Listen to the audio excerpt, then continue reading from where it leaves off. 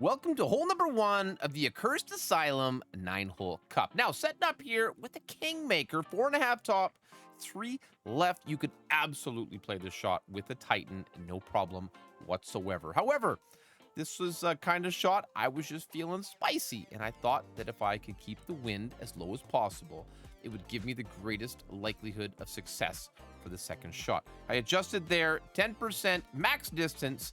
Make sure to have that ball guide right down the middle between the bushes. And I did have about half the red ring in the rough, just as a little bit of a, landing marker, an indicator, just to try to keep that consistency up. But with that extra mile level 5, that could definitely change, of course, with the smaller rings of a higher level club. Second shot here, if you execute that drive nicely, puts you in a nice, safe, max wedge range here. Or if you've got headwind, you're going to play a min thorn shot. I won't show you both examples. As well, you could blast it down the left-hand side on this hole. You can get to the green here if you've got the clubs and the balls and you're willing to use it. So there's many different options, but I think this is the most consistent and likely path that the average player can take.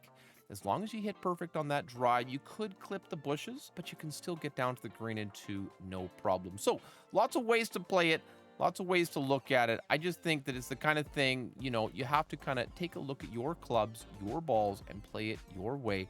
This is a suggestion to help you get that drop and get the tournament off on the. Okay, so from the Kingmaker to the Quasar, we're now setting up here with our favorite long iron. For me, from the front tee, that's going to always be the backbone.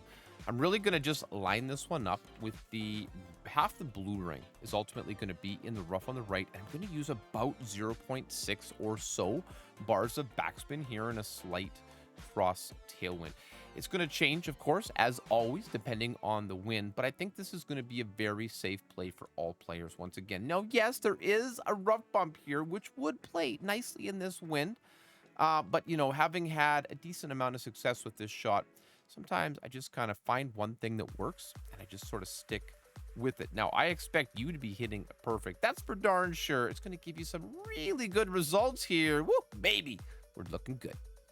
Hole number 3. Now, this par 5, I'm playing it with basically a no-move setup on the drive, one top and one left. Now, you see I moved it a little. I put it back. You can definitely set this shot up to be a no-move shot. Once again, you could certainly use a Titan here, but for the finickiness of the second shot, I was trying to keep that wind as low as possible, and you'll see why in just a moment. 1-to-1 on the drive. No big deal. For every one wind, you'll pull one ring. So just like that, even with a little bit of a great ball, it comes into a very nice position and should set us up nicely for the second shot. Second shot here, once again, playing one top and one left, and we're actually going to play this shot around -30 max. You'll see we're going to be doing a spicy little rough bump here, and this is why I was trying to keep the wind as low as possible. So same setup on the spins as we would on the drive. And I got kind of the top of the yellow ring here touching the rough. Now, these days, I might play it more to the right. I see I've got more, more fringe to work with, more rough to work with. And I could use like max left spin or something like that just to try to keep it from going down in the bunker too much. But the way this shot is set up, it should hit that bunker very, very nicely and give you a really decent look at it. Perfect away, absolutely essential here. And as you can see, it comes in at a very, very nice pace. Very, very close. You know you're going to be dropping this one too. Hole number 4. I love how straightforward this setup. We're going to play a navigator ball, 4 bars of backspin. We're going to have about half of the blue ring dipping down into that bunker. And you can see we've got, the red ring. We've got that ball guide going directly at the hole. That's it. 20% mid on the adjustment. Now, yes, I'm playing the Viper for this shot, so of course I'm suggesting it. But if you'd like, you could absolutely play a Sniper here.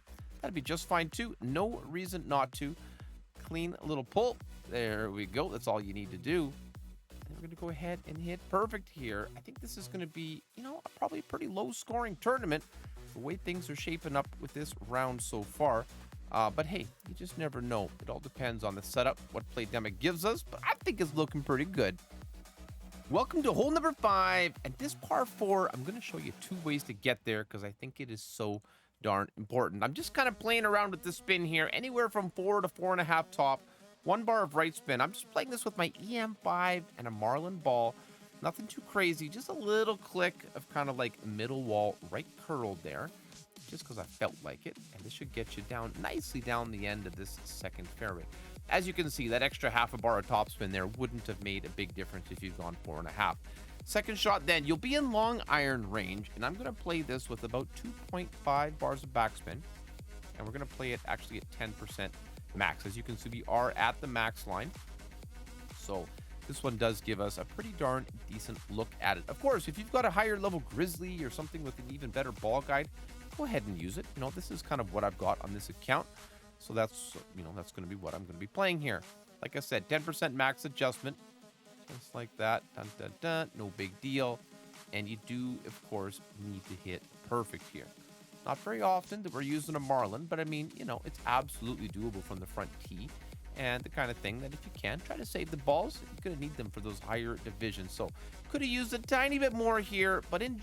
All right, so hole 5, but this time with more aggression. We're stretching to max, 4.5 top, 2 left here with the Titan, and a higher level extra mile. With absolute direct tailwind, you could definitely get this with a lower level extra mile. 0% max is all we're adjusting here. We're not trying to pull it down into the rough. We're trying to get it up there. And I'm actually going to push this one to max. You don't need to push it to max here.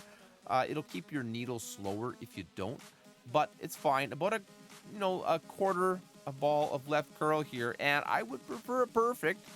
I'm sure you would too. However, this one does work out to be just fine.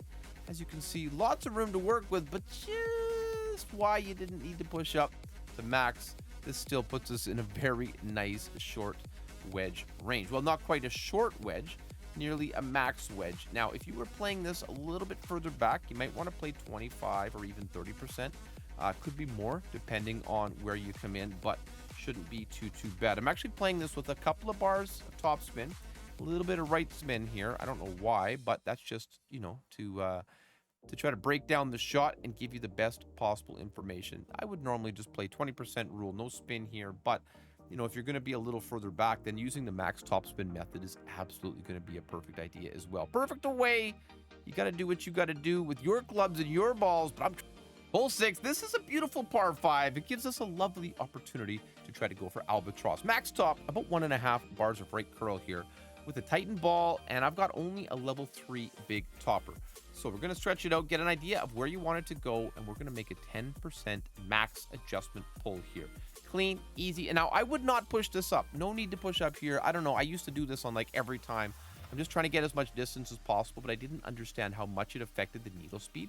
So I'm using like 50% overpower and about almost a half a ball outer wall right curl here, and just try to hit perfect. I'm not going to, but the gray right here is no harm, no foul. Still gives us a very makeable shot that we can work with. But you know, keep that in mind. You know, we learn, we grow, we develop over time. And that's why we watch videos like this. Thank you very much. I appreciate you. Thank you very kindly. Don't forget to hit that thumbs up button. Second shot here, playing it with the Viper. 35% minimum distance, 4 bars of backspin. You'll see we're going to get there. 4 bars of backspin. Yeah.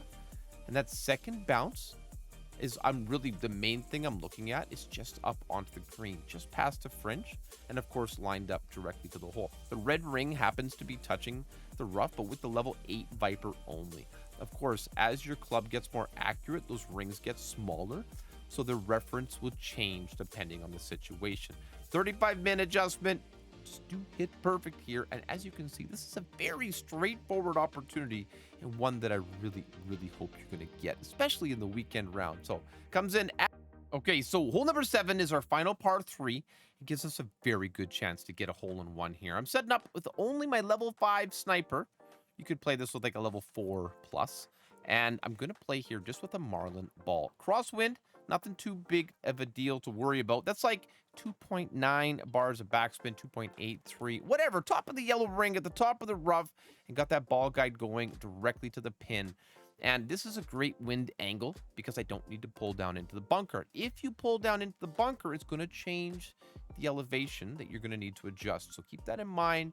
These shots are designed for these winds, and anything different, you'll have to make tweaks. Clean bump, nice roll, get in the hole. You know how it goes. Let's go. Hole number 8. I feel like I've made up for the Kingmaker suggestions with so many Marlin shots. Just wanted to point that out.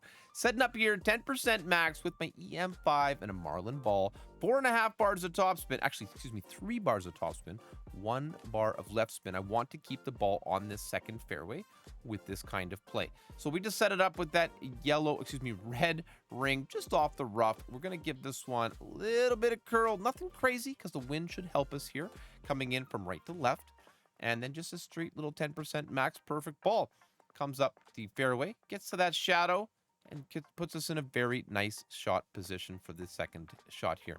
The approach with the backbone, I'm going to use 5 bars of backspin, and we're going to have the bottom of the yellow ring just about touching the rough. It's on a little bit of a down slope, so you have to be kind of careful, particularly where you land. This wind is actually good for this kind of shot here. You can bounce it from the fairway before and then down onto the green as well, but I've just had a little bit more luck playing it this way. Again, it depends on the wind angle. Crosswind or headwind here, this is a good shot. Tailwind, you might consider bouncing it down there. It all depends on you and how you think you can best perform the shot. 10% mid on the adjustment. And that cute little Marlin ball, keeping it cheap, keeping it easy. I mean, it's only a 9-hole cup. Don't blow your load, guys. Just need to have a little fun. Look at the drops, though. We're going to destroy this course. Hole number 9. I love when I can get a chance to end my stream with an albatross. Let's see what we can do. Tighten in an extra mile here. And I'm looking at the right side, but nah. The center is the play. 4.5 top, 2 bars of right spin, EM and a Titan. And I'm like, man, I need to smoke this ball to get it down there. So we give ourselves a lovely opportunity. Now, can't quite reach, but that's just fine. The wind is working in our favor. 10% max here. I shall not push up. Good. And max overpower. See how it slows down the needle speed a little bit when you're adjusting and not pushing up? It's still going to be difficult, but do hit perfect here. A little bit less room for error when you have a smaller landing position, but directly in the middle of that circular fairway pad, rolls out beautifully here onto that third long fairway. And as you can see, we've got a clean look to the pin for that second shot. Guys, if you're enjoying the video, please don't forget to subscribe to the channel, hit that thumbs up button. I'd love making these videos with each and every one of you. 4.5 back, half left here, and we're sticking with the Viper theme here. Now, I want you to notice that second bounce is like 6 to 8 green squares before the hole. And I got that ball guide running out as best as I can towards it. 30% minimum distance here. Lots of big elevations on this course, but nothing that we can't manage with a little bit of practice and knowledge heading into the course. Line it up clean. Do hit perfect here. And with a little bit of luck, you're going to drop the round of your life using a very cheap selection of balls and clubs. Get in the hole. Good luck to you. And thank you so much for watching.